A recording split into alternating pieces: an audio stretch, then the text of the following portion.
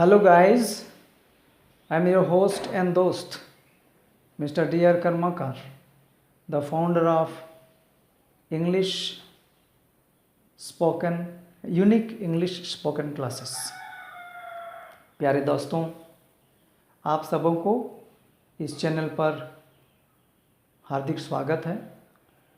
जैसा कि आप सबको भली भांति ज्ञात है कि अंग्रेजी दुनिया भर का एक श्रेष्ठ, सम्मानीय और उच्च स्तरीय भाषा है। अंग्रेजी जानने वालों का शिक्षित समाज में एक अलग ही पहचान होता है। पर सवाल यह है कि हम अंग्रेजी कैसे सीखें। तो मैं आज इन्हीं सवालों का समाधान लेकर आ रहा हूँ आपके लिए। चिंता करने की बात नहीं है कि आप की अधूरी या अधूरा सपना अवश्य पूरा होगा। अंग्रेजी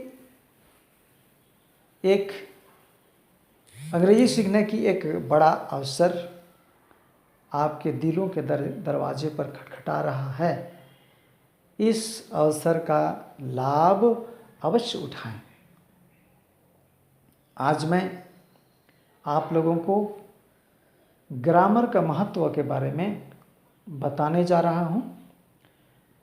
बहुत सारे लोगों का कहना है कि स्पोकन इंग्लिश में ग्रामर का क्या काम, लेकिन ये कहना गलत है।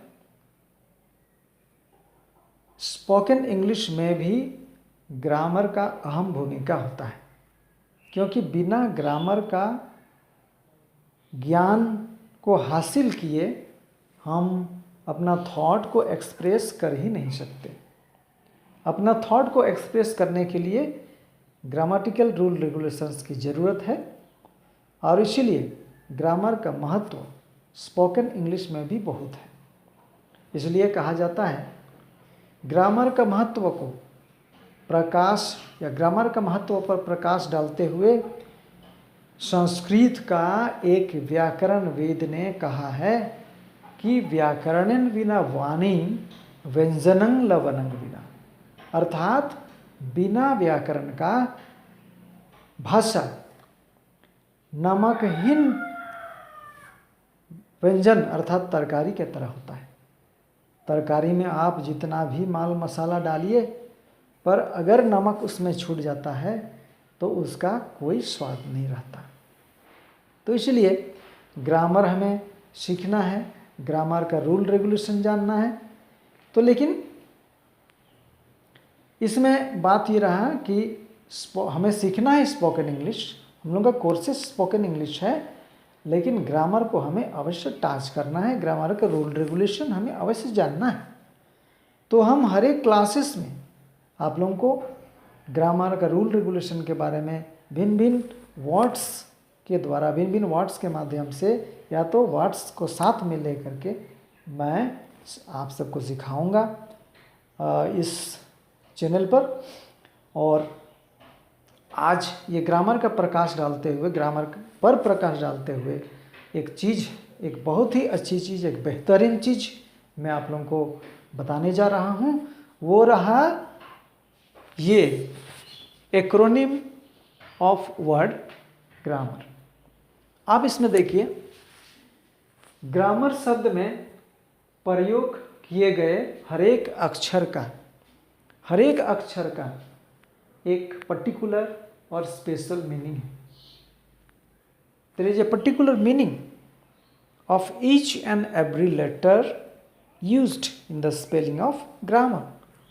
जैसे G, the spelling of grammar is, grammar का स्पेलिंग है GRAMAR।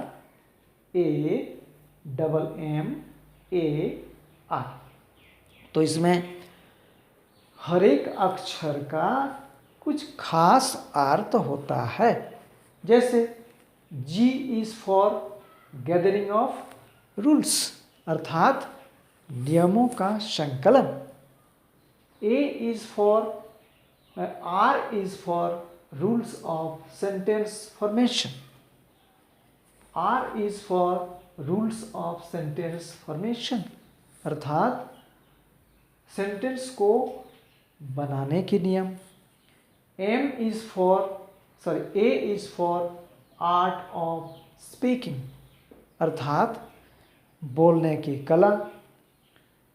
M is for method of reading, writing and understanding the language, अर्थात भाषा को लिखने, बोलने और समझने का मेथड अर्थात पद्धति। इसके बाद next M is for manner of thought expression, अर्थात भावनाओं को व्यक्त करने का तरीका या ढंग। Next A is for achievement of accuracy, achievement of accuracy अर्थात एक्यूरेसी को, शुद्धता को प्राप्ति, शुद्धता की प्राप्ति। And last R is for rectification of error, अर्थात गलत संशोधन। तो इस तरह से हम देखते हैं कि हर एक अक्षर का जो अर्थ होता है वो मिल करके होता है ग्रामर, और ग्रामर में हमें इन सारी चीज़ों की शिक्षा मिलती है। तो इसी तरह हम हर एक क्लासेस में ग्रामेटिकल रूल रेगुलेशन, नया नया चीज़, जैसे मैं आप सबों को सिखाऊंगा कि मेरे इस चैनल पर आप लोग एक अच्छी चीज़ पाएंगे, जैसे अंग्रेजी सीखने का एक सिंपल तरीका। जैसे बहुत सारे ऐसी rule regulation, identification and structures के माध्यम से मैं हर एक क्लासेस में आप लोगों को नया नया चीज़ सिंपल ढंग से सिखाऊंगा। एंड प्लीज़ कृपया करके इस चैनल को सब्सक्राइब करने ना भूलें, और सब्सक्राइब करते समय बेल आइकन अवश्य क्लिक करें, ताकि इस चैनल से आपको जो चीज़ दिए जाएंगे वो छूट ना जाए।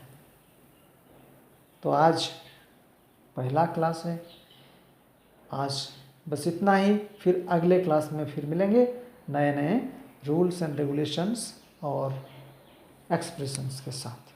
Thank you.